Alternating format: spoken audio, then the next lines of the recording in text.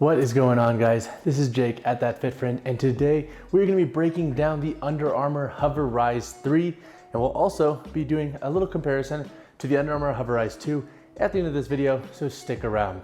3 things to like about this model is number 1, Under Armour put in their TriBase tech in this model, and it is about time. The last model didn't really feature any really proprietary outsole construction. This model has the TriBase tech, which I'm a huge fan of. And honestly, I think it supports a variety of activities and lifting fairly well. The second thing that I like about this shoe is just how versatile it is. I think the HOVR Rise model line is one of Under Armour's honestly best kept secrets because it is such a versatile shoe. It's not super niche in any one category, but when it comes to like tackling HIIT training, classes, lifting, and any other form of activity you want to throw at it, it does a fairly good job. Like, is it going to be the best for rope climbs? No. But if you are somebody who wants a shoe to pretty much tackle anything, this is a really good bet. The third thing that I like about this model is just the overall HOVR midsole and upper construction. So they reworked the HOVR midsole, which I actually wasn't a fan of when I first put these on. It got a little bit bigger compared to the HOVR Rise 2. Like, as you can see, there's a lot of beef down here throughout the midsole, but it has performed really well. And honestly, I'm starting to really like it more and more I use this shoe. Plus the upper construction was reworked. We now have an abrasion resistance like 3D mesh throughout the upper. So I haven't noticed any durability issues yet. So I do think that this model's upper will be fairly durable. But now let's talk about a couple of cons with the HOVR Rise 3. So 3 potential cons I could see folks having with this model is number 1, the price did increase slightly. So the original HOVR Rise and HOVR Rise 2 were marketed at $100 USD. This model is $110 USD. Is it the biggest deal? Not necessarily, but the price did slightly increase in this model. And I think that is because Under Armour spent a lot more time updating the construction with this shoe, but overall, price did increase slightly. The second potential con is the upper lace durability. Now, we saw the plastic TPU wrap on the Apex 2 and how it creates a bit of friction with the laces and causes them to fray and break down early. This model has that too. And there are some reworked rings here, so I don't think it's as bad as the HOVR Apex 2, but I do fear for the long-term lace durability in this model, especially when it comes to the friction of tightening these really tight. So be very conscious of that if you get the HOVR Rise 3. And then my last and potential con is with the increased midsole construction here, you can see that we're starting to get some little divots here from lifting fairly heavy in this model. Like, I've been training over 400 pounds in the shoe just to test out the overall stability and compression. And we're starting to get some lines here, but not the biggest issue when it comes to overall performance. However, I am curious to see how this midsole holds up over a long duration of time with heavier lifting. So that is something to keep in mind as well. If you do plan on training fairly heavy in this model, just keep note of that medial side of the midsole and just gauge the overall durability of it. But now let's talk about my favorite section in every review video, which is performance. So just like every single review video I put out on shoes, we're gonna break it down into multiple sections. We're gonna talk about lifting, agility and plyometric workouts, and daily wear and shorter to mid-range runs. From a lifting point of view, the HOVR Rise 3 does a fairly good job across the board. It's not gonna be your best pick for maxing out your barbell lifts, but it can support some moderate loads.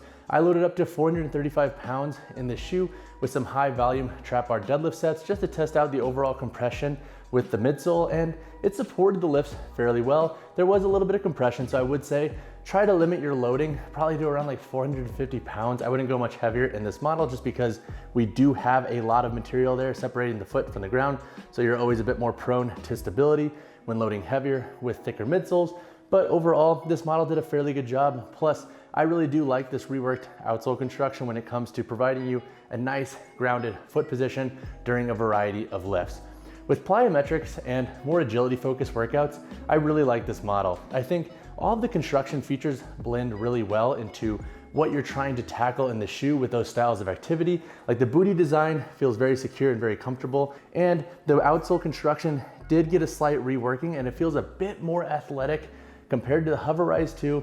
And then to sum it all up, I do think the reworked HOVR Rise midsole, while not being a fan initially of it, does a fairly good job at providing you with a lot of responsiveness in pretty much whatever you're doing. If you're going forward, backwards, laterally, this shoe does a really good job at providing you a nice stable base to ground yourself and then propel yourself in whichever direction you're trying to go in. When it comes to runs, especially in the shorter to mid-range run basis, this model does a fairly good job. It's not gonna be your best bet for dedicated running. So if you are trying to run longer distances, you may wanna look at different models. But if you are just doing your casual 1, 2, even up to, I would say 5 miles here and there, this shoe should be good for accommodating that. The HOVR Rise midsole, TriBase outsole do a good job at providing you with enough reactivity, I think, to make this not the most uncomfortable ride for shorter to mid-range runs. On a daily wear basis, this model is okay. And the reason I say okay is because while liking the booty construction as a whole, the midfoot is a tad tighter than the previous HOVR Rise 2. It feels much similar, I think, to the Project Rock BSR when it comes to like the overall midfoot construction and how tight it feels. So if you do have higher arches, I could see this model actually being a bit uncomfortable for long-term, like all-day wear, especially if you're working or whatever it might be. So I would say keep that in mind. But when it comes to just overall comfort on a daily basis, I think this model is fairly good across the board. Just be very conscious of the overall midfoot tightness in the booty construction. So overall, those are my thoughts on the performance in this model. Similar to the HOVR Rise 2, I think it's a good, like, kind of middle of the ground all-in-one cross-training shoe.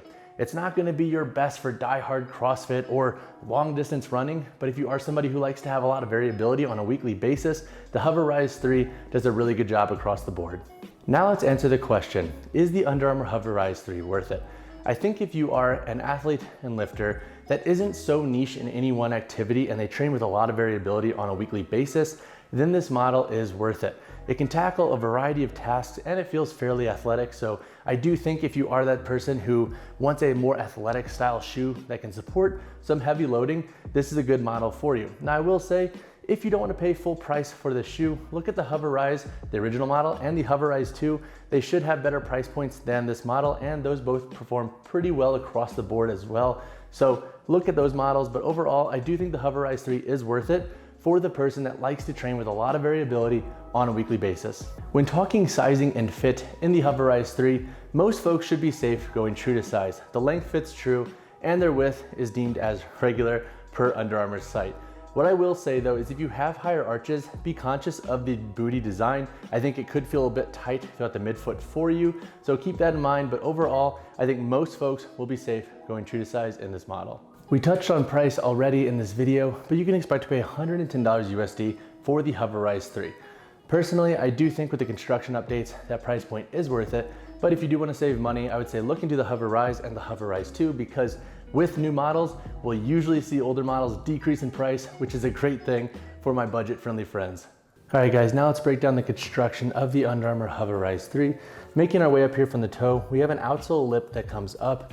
Overall, it's been fairly durable, especially with this 3D mesh, but I would say keep a close eye on this rubber lip here if you're doing a lot of burpees or anything where you're really dragging the toes a lot with this model. Throughout the full upper, we have this abrasion resistance 3D mesh, so it's like this gritty-ish texture here. Like I know you guys can't really feel it, but hopefully you can hear it. It's a bit more of like a gritty texture, which I think is actually good for the overall durability of the upper when it comes to abrasion resistance. Making our way to the midfoot, we have 1, 2, 3, 4, 5, 6, 7, 8 eyelets. Technically, I mean, granted, like these are mostly one. They just come in and out through this little midfoot material here. Overall, I think they do a pretty good job at tightening the shoe. The boot itself is fairly tight, as I've mentioned, so the midfoot does have a bit more of a tight feel compared to the HOVR Rise 2, and the lacing system, I think, does a pretty good job at really locking that foot in. So if you are worried about getting this booty tight enough, I don't really think you're gonna have to worry about that with this model. We have TPU layers here on the medial and lateral side. Once again, I mentioned that we can run into some lace issues with these TPU flaps, so keep a close look on that. Obviously, you do not want the shoe breaking down mid-workout if it is starting to fray, so be very conscious of that, especially if you are training pretty hard in this model. We have a booty design. We have 2 loops here to help pull that boot on. It's an awesome thing, especially for those with sweaty feet, or if you're like myself and you like to train sometimes barefoot or just slip these shoes on when you're going out and about for the day. Making our way through the midsole, we have a full HOVR midsole throughout the entirety of the shoe. As I've mentioned before, it is a bit thicker than the HOVR Rise 2. And in the con section, I mentioned that we're starting to get some lines throughout where I've been loading this model fairly heavy and might have had some deviation towards this medial side. There's a lot of material here, so just keep an eye on that. Overall though, I do like the HOVR midsole for its responsiveness and overall ability to be fairly stable under a variety of loads. We have some Under Armour branding on the back here, and then making our way to the outsole, we have rubber tread up here. We have foam lips right here, which help add to the reactivity in the toe box here, so it doesn't take too long to break in this model. And we have the TriBase tech throughout the outsole. The full outsole is rubber, so you're gonna have a lot of traction across a variety of surfaces. And then lastly, the boot itself does feel like you got a little bit more material back here, and it feels very locked in, and there's not gonna be really, I think, any potential for heel slip for most folks, which I think this boot honestly does feel very, very similar to the BSR. So if you are interested in other Under Armour models that feature the same booty construction, the Project Rock BSR might be worth looking into. But overall, guys, I think those are the biggest notes on construction with this model. If you have any further questions, hit me in the comments below. All right, so I mentioned that I want to do a quick comparison of the Under Armour HOVR Rise 2 and HOVR Rise 3 and talk about some of the key differences here. So looking at the upper itself, the HOVR Rise 3 had like this rubbered 3D texture throughout the upper. The HOVR Rise 3 has this more like gritty, elevated texture, so you can hear the difference, and this one sounds a little bit more like sharp in nature when it comes to like the scratching sound, because the overall upper is a bit more gritty in nature. The midfoot itself has been reworked, the lacing system that is. Both lacing systems I think do a really good job at really locking the foot down, so either or is gonna be a good bet for overall foot security.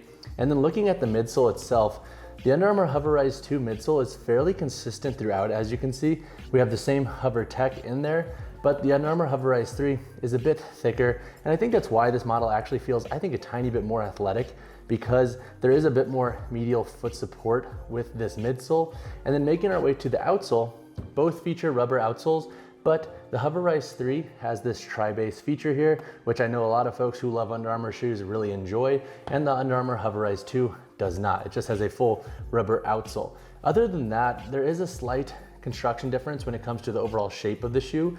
This model, the HOVR Rise 3, does feel a tiny bit more athletic, dare I say it, versus the HOVR Rise 2. But reality is, I think both shoes do a really good job at providing a variety of features for different activities. But if you have any questions about the two different models here, please, please, please hit me in the comments below and I will answer whatever you have.